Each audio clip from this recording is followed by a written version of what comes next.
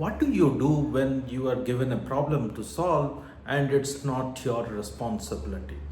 Do you take ownership of that problem and try to find a solution? Or you say that this is not my job, this is not within my responsibility? Ladies and gentlemen, my dear children, we are talking about ownership. Welcome to Sadhana World Foundation. As you know, we look into our ancient wisdom and present interesting lessons from them, connect them with our day to day life experience. Let's think of a situation which all of us are dealing with almost on a regular basis at our homes, at our schools, colleges, universities, workplaces, almost everywhere. The manager calls two young people of the team and shares some challenges that he is going through. The challenges that he talks about are not really directly connected with what these two young people are supposed to do, but he just wants to discuss with them and think whether these two people could really help him overcome the challenge.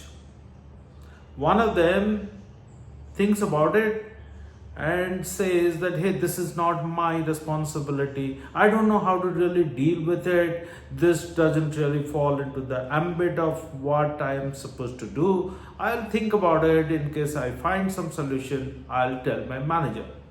While the other one sees this as a problem that the manager is dealing with. And it's an interesting problem. And maybe there is a solution which could come. But he actually doesn't know how to solve the issue. But he takes it up. He goes to his manager, discusses various possibilities, and says that, hey, I would like to give it a go. What does the manager do? Manager naturally is happier with somebody who's willing to take a risk, who's willing to focus on the outcome. Someone who's trying to take ownership of the challenge and get it done. I thought of a very interesting character. All of us love him from Ramayana. It's the character of Hanuman. There are multiple situations in Ramayana where Hanuman takes ownership. Just think of the time when he was asked to find Sita. Somebody said that Ravan has abducted Sita. Hanuman has to go find Sita. Hanuman doesn't know where Lanka is. He doesn't know how to go there. He doesn't know the challenges which will come on the way. He doesn't even know Sita. He doesn't know how he will recognize. Challenges are immense. But he sees the end goal. He had a clarity of purpose. He knew that he has to do something about it. And he says, okay, I will give it a try. And he then does whatever he does. And see the way he communicates. He communicates with Sita. He communicates with various demons who come on the way. He deals with them. Some of them with strength and power. Some of them with tact and humility. Hanuman takes ownership. That's why he is loved so much. He deals with the enemy. He tries to convince Ravan. He tries to influence various people. He is not scared of failure. He is optimistic. He is not worried about the effort. He is always trying to find solution.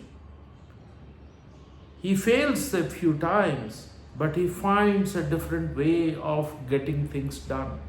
When he has gone to find the Ayurvedic plant, by the spell of magic of the demons, the entire hill filled with those various kind of plants all look alike. So he gets confused. Which one is the real plant and which one is fake? But what he does, he finds an alternate solution. Alternate solution was to lift the entire hill and carry it from such a long distance. You may say that this is not history, but the learning is embedded so deeply here that here is a character who's taking ownership of the issue and finding solution. Ladies and gentlemen, my dear children, we find such wonderful and amazing personalities at work. This is not talent, this is attitude. This is thinking. This is not one's courage. This is one's way of looking at things.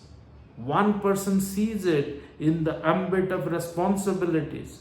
He is not wrong, but that is his way of doing things. But another person who sees possibilities and he is willing to experiment because that challenge has to be solved. So naturally, if we are young people in life, we will go the distance if we take ownership like Hanuman has taken in the epic Ramayana.